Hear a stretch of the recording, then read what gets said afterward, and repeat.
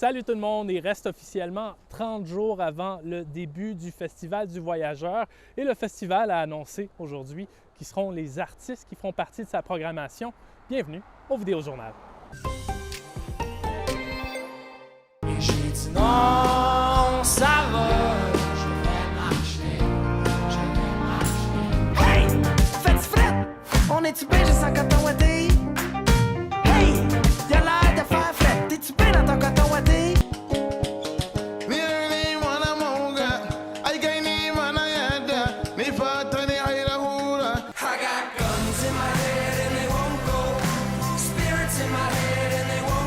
Émile Bilodeau, bleu, jeans bleu, vieux Farka Touré, The Strumballas, ce ne sont là que quelques des noms qui feront partie des 150 artistes, des noms qui incluent, comme d'habitude aussi, plein d'artistes locaux comme Andrina Turenne ou Jocelyne Baribeau, pour ne nommer que ceux-là. Et bien entendu, ce festival, ce sera le premier de la nouvelle directrice générale, Brianne Lavallée-Hackert.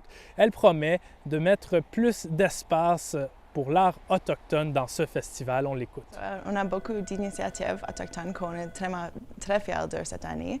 On a une nouvelle galerie d'art autochtone. Une façon pour nous au festival pour s'assurer que les perspectives Premières Nations sont reflétées dans le parc, c'est créer l'espace pour les histoires et pour l'art, parce que l'art est une des façons que nous pouvons exprimer comme des personnes autochtones. Le festival se tiendra du 16 au 25 février, comme d'habitude, au Parc Whittier à Saint-Boniface. Les billets sont d'ailleurs déjà en ligne. Bon, ailleurs dans l'actualité, l'ancien magnat de la mode Peter Nygard n'est plus représenté par son avocat renommé Brian Greenspan. La Cour supérieure de l'Ontario a accepté la requête de son avocat ce matin pour se retirer du dossier. Brian Greenspan avait aussi notifié la semaine passée la Cour du Manitoba qu'il ne représenterait pas Peter Nygard lors de son autre procès pour agression sexuelle ici à Winnipeg. L'avocat dit avoir pris cette décision parce que le lien de confiance qui l'unissait à son client était brisé. Peter Nygard a été reconnu coupable en novembre dernier du viol de 4 femmes dans son procès en Ontario. Il devra bientôt y recevoir sa peine et plus tard faire face à des accusations similaires ici au Manitoba, au Québec et aux États-Unis.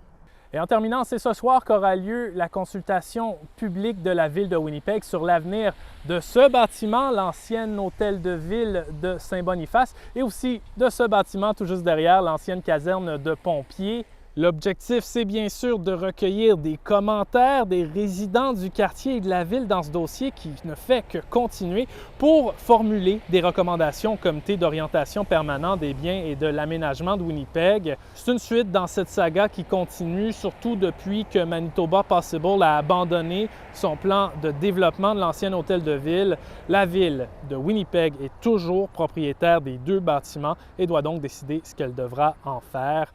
La consultation aura lieu ce soir au Centre récréatif Notre-Dame dès 18 h, mais si vous ne pouvez pas y être, il y a aussi un sondage qui reste en ligne jusqu'à plus tard en février.